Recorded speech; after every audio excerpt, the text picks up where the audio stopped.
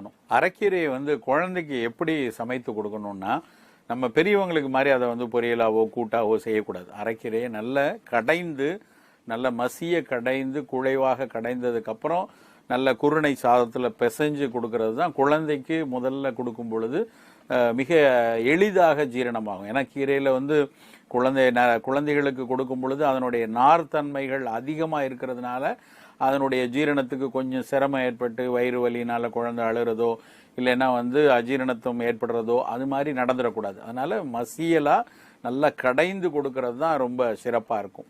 அதுவும் பார்த்தீங்கன்னா கீரையை எப்படி பண்ணணும் அப்படின்னா, நல்ல அரைக்கீரையில் அதனுடைய நடு தண்டுகளை இல்லாமல் நல்ல மெல்லிய இலையாக தான் இருக்கும் அந்த கீரையே.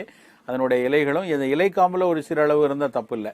அதை மட்டும் நல்லா எடுத்துட்டு பிச்சு எடுத்துட்டு அதை வந்து நல்லா ஒரு கொஞ்சம் சீரகமும் ஒரு துண்டு மிளகாய் போட்டு மொத்தமாக தண்ணீர்